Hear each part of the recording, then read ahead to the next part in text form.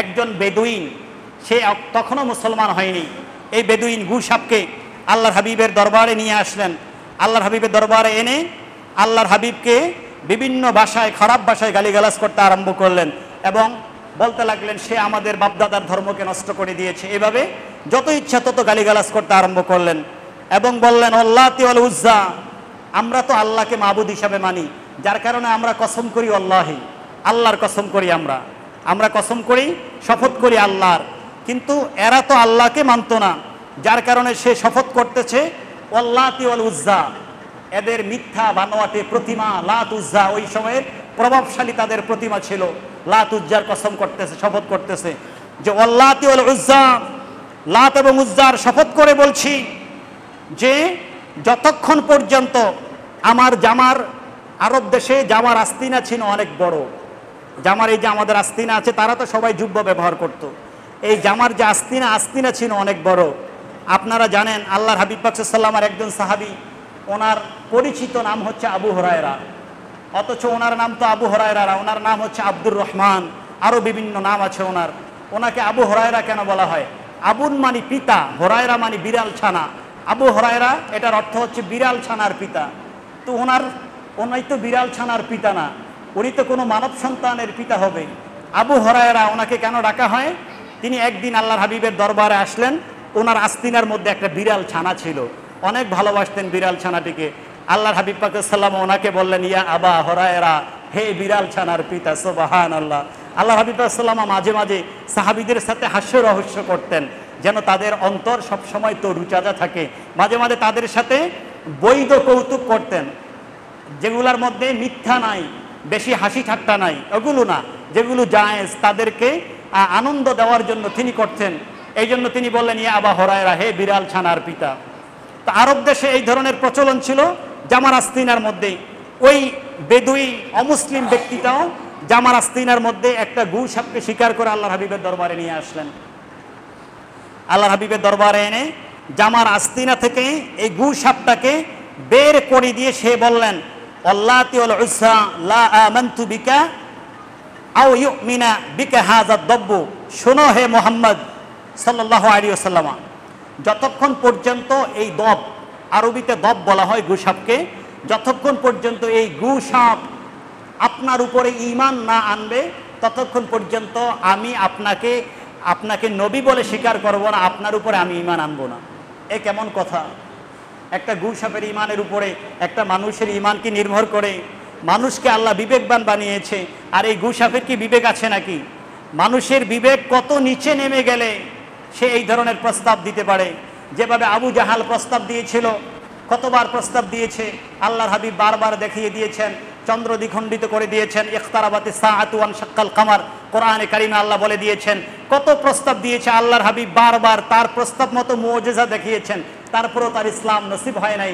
এক সময় বলেছিল ইয়া মুহাম্মদ, তুমি যদি বলতে পারো আমার হাতের মুষ্টির মধ্যে কি আছে, তাহলে আমানতু বিকা আও উমিনু বিকা, আমি তোমার উপরে ঈমান আনবো। আল্লাহর হাবিব পাক সাল্লাল্লাহু আলাইহি ওয়াসাল্লাম বললেন, শুনেন চাচা, আপনার হাতের মধ্যে কি আছে এটা আমার বলা দরকার নাই, বরং আপনার হাতের মধ্যে কি আছে সেটাই বলবে আমি কে। সুবহানাল্লাহ বলেন। দেখেন পাল্টা কিভাবে, কত কঠিন জবাব। আবু জাহেল জানতে চেয়েছে আপনার হাতের মধ্যে কি আছে, এটা যদি আমার হাতের মধ্যে কি আছে এটা যদি আপনি বলতে পারেন তাহলে আমি আপনার উপর ঈমান আনবো। আল্লাহর হাবিব বললেন, তোমার হাতের মধ্যে কি আছে এটা আমি বলবো না, বরং সে বলবে আমি নবী মুস্তাফাকে, তাহলে ঈমান আনবে তো? আবু জাহেল বললেন, অবশ্যই। আর এটা কিভাবে সম্ভব? আমার হাতের মুষ্টির মধ্যে কি আছে এটা তো তুমি দেখো না। আহা, এটা হচ্ছে তাদের আকীদা, কিন্তু মুসলমানের আকীদা হচ্ছে আল্লাহর হাবিব পাক সাল্লাল্লাহু আলাইহি সাল্লাম তিনি অন্ধকারেও দেখেন, ফিজ জুলমাতি ওয়া ফিন নূরি, তিনি আলোতেও দেখেন, অন্ধকারেও দেখেন, তিনি সামনেও দেখেন, ফিল আমামি ওয়া ফিল খালফি, সামনেও দেখেন, পিছনেও দেখেন, উপরেও দেখেন, নিচেও দেখেন, একসাথে তিনি সব জায়গায় দেখতে পান। ক্ষমতা দিয়েছে কে? বলুন, ক্ষমতা দিয়েছে কে? এগুলার অনেক দলিল আছে, আমার আলোচনার সময় প্রায় শেষ। আল্লাহর হাবিব পাক সাল্লাল্লাহু আলাইহি সাল্লাম যখন বললেন তোমার হাতের মুষ্টির মধ্যে কি আছে, সেই জবাব দিবে। এখন এখান থেকে ভিতর থেকে জবাব আসলো, আনতা রাসূলুল্লাহ। সুবহানাল্লাহ। পাথর ভিতর থেকে কথা বলতে লাগলেন, আপনি হচ্ছেন আল্লাহর রাসূল মুহাম্মদুর রাসূলুল্লাহ সাল্লাল্লাহু আলাইহি ওয়াসাল্লাম। জবাব চলে আসলো। এখন সে যখন প্রস্তাব দিল আমি ততক্ষণ পর্যন্ত ঈমান আনবো না যতক্ষণ পর্যন্ত এই গু সাপ আপনার উপরে ঈমান না আনে। আল্লাহর হাবিব পাক সাল্লাল্লাহু আলাইহি ওয়াসাল্লাম এখন গু সাপকে প্রশ্ন করলেন, ইয়া দব্বু, হে গু সাপ তুমি বলো, হে গু সাপ তুমি বলো আমি কে, আমার পরিচয় কি? তখন ফাআজাবা আদ-দাব্বু বিলিসানিন আরাবিয়্যিন মুবিন ইয়াসমাউহুল কওমু জামিআন লাব্বাইকা ওয়া সা'দাইকা ইয়া যাইনা মান ওয়াফাল কিয়ামাতা ক্বালা মান তা'বুদু। এখন গু সাপটি স্পষ্ট বিশুদ্ধ আরবি ভাষায় কথা বলছে। তাকে আরবি ভাষা কে শিখিয়েছে বাবা? কোনোদিন তো সে বন জঙ্গল থেকে মানুষের কাছে এসে আরবি ভাষা শিখে নাই। কে আরবি ভাষা তাকে শিখিয়েছে? সুবহানাল্লাহ, আমার আল্লাহ তার জবান বিশুদ্ধ আরবি ভাষায় খুলে দিচ্ছেন, আরবি ভাষা শিখিয়ে দিয়ে। গু সাপটি বলছে, সা'দা লাব্বাইকা ওয়া সা'দাইকা ইয়া রাসূলুল্লাহ, ইয়া রাসূলুল্লাহ লাব্বাইক, ইয়া রাসূলুল্লাহ সা'দাইক। সুবহানাল্লাহ, আপনার কদম মোবারকে খেদমতে আমি হাজির হয়ে গিয়েছি। আপনি তো সেই নবী যেই নবীর বরকতে কিয়ামতের ময়দানে আল্লাহ মানুষগুলোকে জান্নাতে নিয়ে যাবেন, যেই নবীর বরকতে আল্লাহ কিয়ামতের ময়দানে মানুষগুলোকে নাজাত দান করবেন। সুবহানাল্লাহ, এটা গু সাপ জানে। কিন্তু আমরা আল্লাহর হাবিবের, আমরা মানে কেহু কেহু আল্লাহর হাবিবের এই উম্মতের মধ্যে আল্লাহর হাবিবের শাফাআতকে অস্বীকার করে। আল্লাহ আমাদেরকে হেফাজত করুক এই সকল বাতিল আকীদা থেকে। তারপরে আল্লাহর হাবিব জিজ্ঞেস করলেন, শোনো, মান তা'বুদু, তুমি কার ইবাদত করো? ইয়া দব্বু ক্বালা, গু সাপ বলল, আল্লাযী ফিস সামাই আরশুহু ওয়া ফিল আরদি সুলতানুহু ওয়া ফিল বাহরি সাবিলুহু ওয়া ফিল জান্নাতি রাহমাতুহু ওয়া ফিন নারি ইকাবুহু।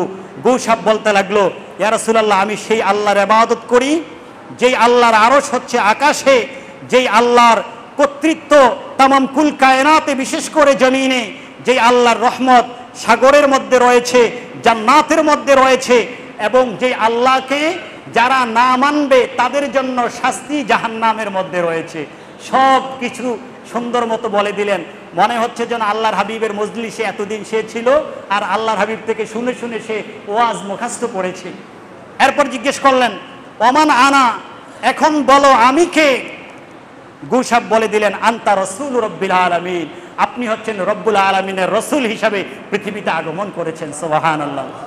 ওয়া খাতামুন নবিয়্যিন, আপনি হচ্ছেন শেষ নবী, আপনার পরে কোনো নবী রাসূল এই পৃথিবীর মধ্যে আগমন করবে না। তারপরে বললেন, ওয়াকাদ আফলাহা মান সাদ্দাকাকা, যে আপনাকে ঈমানের সাথে বিশুদ্ধ আকীদার সাথে যে আপনাকে মেনেছে সে চিরস্থায়ী সফল কাম হয়েছে, সে আল্লাহর জান্নাতে চলে যাবে। সুবহানাল্লাহ। ওয়াকাদ খাবা মান কাযযাবাকা, আপনার উপর যার ঈমান বিশুদ্ধ নাই, বিশুদ্ধ আকীদা যার নাই, আপনার উপরে যে ঈমান আনতে পারে নাই, সে কপাল পোড়া, দুনিয়া আখিরাতে কপাল পোড়া, সে জাহান্নামে চলে যাবে। ক্বালা আল আরাবিয়্যু লা আত্তাবিউ আথারান বাদা আইনি বু'দা আইনি আল্লাহি লাকাদ জিতুকা ওয়া মা আলা যহরিল আরদি আবগাদা ইলাইয়া মিনকা ওয়া ইন্নাকা আল ইয়াওমা আহাব্বু ইলাইয়া মিন ওয়ালিদি ওয়া মিন আইনি ওয়া মিন্নি ওয়া ইন্নী লা উহিব্বুকা বিদাখিলি ওয়া খারিজি ওয়া সিররি ওয়া আলানিয়তি আশহাদু আল লা ইলাহা ইল্লাল্লাহু ওয়া ইন্নাকা রাসূলুল্লাহি সাল্লাল্লাহু আলাইহি ওয়াসাল্লাম। এখন দেখেন, গু সাপ যখন আল্লাহর হাবিবের রিসালাতের ব্যাপারে, ঈমানের ব্যাপারেও সাক্ষ্য দিচ্ছে, এখন ওই বেদুইন ব্যক্তির অবস্থা কি হবে? আল্লাহ, সে এমনই ভাবে আল্লাহর হাবিবের গোলামির জন্য প্রস্তুত হয়ে গেলেন। সে স্পষ্টভাবে বলতে লাগলেন, ইয়া রাসূলুল্লাহ, শুনেন, এতক্ষণ পর্যন্ত এই পৃথিবীর মধ্যে আপনার চেয়ে, আমার দৃষ্টিতে আপনার চেয়ে, আমি এই শব্দটা কিভাবে বলবো আমি জানি না, আমার দৃষ্টিতে একটু আগ পর্যন্ত আমার দৃষ্টিতে আপনার চেয়ে, অর্থাৎ আপনি হচ্ছেন সবার চেয়ে খারাপ মানুষ আমার দৃষ্টিতে ছিলেন, আপনার চেয়ে সবাই অনেক ভালো ছিল নাউজুবিল্লাহ আমার দৃষ্টিতে। কিন্তু যখন আমি এটা দেখলাম, আপনার রহমত তামাম কুল কায়নাতকে যেভাবে ঘিরে রেখেছে, এমনকি আপনার রহমতের নজর যখন এই গু সাপের মধ্যে লেগে গিয়েছে, আমার আল্লাহর কুদরত যখন এই গু সাপের মধ্যে চলে আসছে, গু সাপ যখন আল্লাহর এবং আপনার মহানত্ব ঘোষণা করে দিল, আমি যখন দেখলাম, আমার কাছে ইয়া রাসূলুল্লাহ আপনি হয়ে গেলেন তামাম কুল কায়নাতের মধ্যে সবচেয়ে প্রিয়। খোদার কসম করে বলছি, এই মুহূর্তে আপনার চেয়ে প্রিয় আমার কাছে আর কেউ নাই। সুবহানাল্লাহ।